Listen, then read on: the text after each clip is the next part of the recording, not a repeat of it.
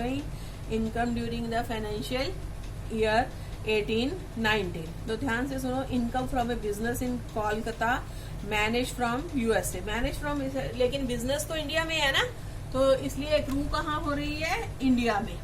ये कंफ्यूज करने के लिए दिया हुआ है। आप ये भी ध्यान रखना है कि एक्रूड इन इंडिया, चाहे रिसीव कहीं भी हुई है, लेकिन एक्रू कहाँ हुई है, इंडिया में। इसलिए चाहे इसका कंट्रोल भारत के बाहर स्थित है, ये क्या होगी, तीनों केसेस में जो है वो टैक्सेबल होगी।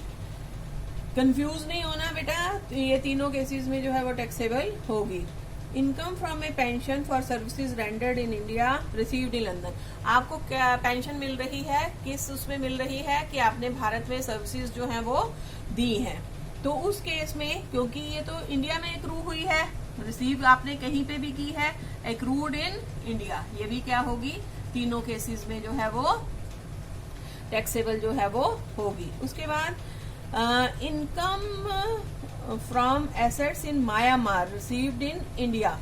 म्यांमार जो है वो भारत के बाहर है, बांग्लादेश में है, तो ये क्या है 10,000, लेकिन रिसीव्ड इन इंडिया है, रिसीव्ड इन इंडिया है। तो ये भी तीनों केसेस में क्या होगी, टैक्सेबल जो है वो होगी।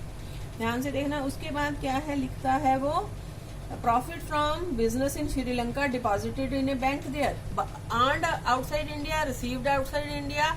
भारत में इसका कोई लेना देना नहीं है, इसलिए ये सिर्फ किसके केस में टैक्सेबल होगी, रेजिडेंट के केस में जो है वो टैक्सेबल होगी। तो आपने ध्यान से इसको देखना है। नेक्स्ट पॉइंट क्या है, income from profession in Kenya received, the profession was set up in India. Profession कहाँ है, इंडिया में है, इंडिया में है, तो एक्रूड और अराइज इन इंडिया। तो ये तीनों केसेस में क्या होगी, टैक्सेबल जो है वो होगी। उसके बाद जो है आपका profit on sale of machinery received in Nepal. कहाँ मशीनरी सेल की, इंडिया में, तो इसका जो स्टार्टिंग पॉइंट है वो तो क्या है, इंडिया में है, तो इसलिए रिसीव्ड इन इंडिया, तो इसलिए सारे केसेस में टैक्सेबल जो है वो होगी। उसके बाद है interest on UK government securities, half of which is received in India. Received in India जो है वो हाफ है, हाफ है, तो इसका मतलब रेजिडेंट के केस में तो सारी की सारी इनकम टैक्सेबल होगी, क्योंकि मैंने आपको बताया कि रेजिडेंट के केस में तो हम सारी इनकम टैक्सेबल करेंगे, चाहे वो फॉरेन इनकम है। लेकिन जो रिसीव की हमने, वो आधी रिसीव की 2500, तो यहाँ पर कितनी होंगी, ये ध्यान से देखने वाला पॉइंट है कि यहाँ पर कितनी होंगी, आधी जो है वो होंगी। उसके लास्ट पॉइंट फिर वही है, untaxed income of previous year brought in India during the previous year 40,000। ये जो है वो किसी भी केस में टैक्सेबल नहीं होगी, ये आपने कभी भी टैक्सेबल जो है वो नहीं करनी है, इस बात का आपने ध्यान जो है वो रखना है। तो ये आपकी थी 14th इलस्ट्रेशन। अब हम करेंगे 15th इलस्ट्रेशन। 15th इलस्ट्रेशन को आपने ध्यान से जो है वो देखना है। देखो बच्चों, मैं एक एक जैसे क्लास में करवाती थी, अब आपको ऑनलाइन भी एक एक इलस्ट्रेशन जो है वो करवा रही हूँ, तो आपको कोई दिक्कत नहीं आनी चाहिए। अगर आएगी तो तब भी आप, you are most welcome for your problems, आप पूछ सकते हो। तो आप ध्यान से देखो, following are the particular taxable income of Shri Harinarayan Arora previous year ended, royalty received from government of India. Receive ही इंडिया गवर्नमेंट से किया है, तो इसमें कोई क्वेश्चन मार्क ही नहीं है, तो ये सारे केसेस में क्या होगी, टैक्सेबल जो है वो होगी। सारे केसेस में क्या होगी, टैक्सेबल जो है वो होगी। उसके बाद सेकेंड पॉइंट क्या कहते हैं, income from business, income from business, मैं कैमरा ठीक कर देती हूँ, ध्यान से देखो, तीनों केसेस में टैक्सेबल होगी। सेकेंड पॉइंट है income from business earned in Afghanistan 25,000 of which 15,000 received in India, business is controlled from India. Business कहाँ से कंट्रोल किया गया है, इंडिया से कंट्रोल किया गया है। तो अब आप ध्यान से देखना, ये रेजिडेंट के केस में तो टैक्सेबल होगी ही होगी सारी। नॉन रेजिडेंट के केस में 15,000 होती अगर कंट्रोल्ड फ्रॉम इंडिया ना होता, लेकिन यहाँ पर बिजनेस क्या है, कंट्रोल्ड फ्रॉम इंडिया है, इसलिए सारी की सारी होगी। और नॉन रेजिडेंट के केस में 15,000 होगी, क्योंकि रिसीव कितनी की गई है इंडिया में, 15,000 जो है वो रिसीव की गई है। उसके बाद जो है कहते हैं income from a business in Jaipur 40,000, this business is controlled from France, 20,000 were remitted to France. लेकिन इनकम इंडिया में है, जयपुर में है, तो ये सारी की सारी क्या हो जाएगी, इंडिया में ही टैक्सेबल हो जाएगी, इंडिया में ही टैक्सेबल जो है वो हो जाएगी। लेकिन इसमें एक और ऊपर पॉइंट था,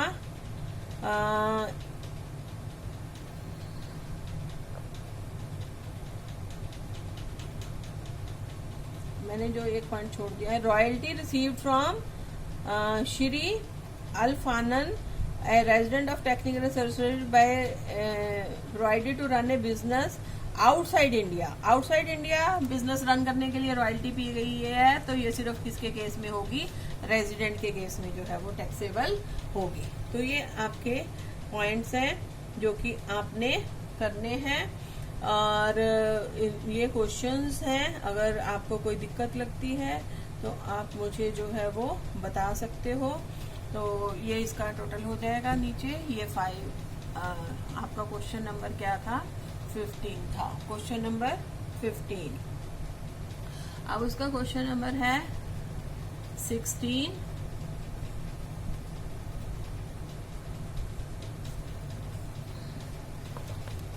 क्वेश्चन नंबर 16, क्वेश्चन नंबर 16 में क्या है कि इंग्लैंड विकास पत्र पर ब्याज भारत में प्राप्त जो है वो कितना है, 1/5 प्राप्त मतलब 10,000 जो है वो इंडिया में रिसीव किया।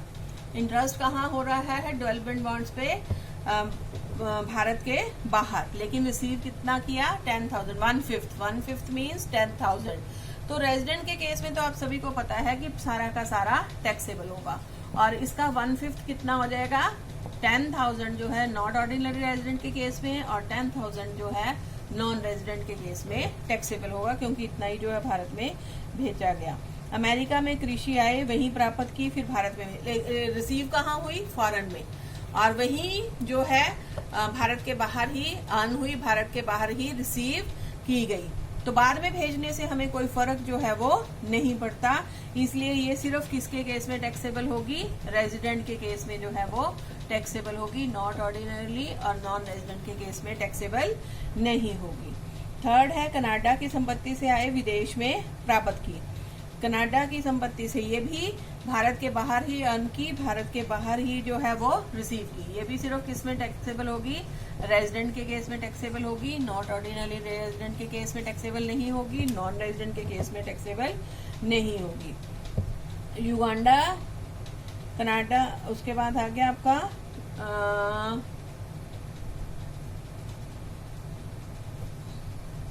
युगांडा से व्यापार की आय जो दिल्ली से नियंत्रित है, 25,000 रुपए भारत में भेजे गए।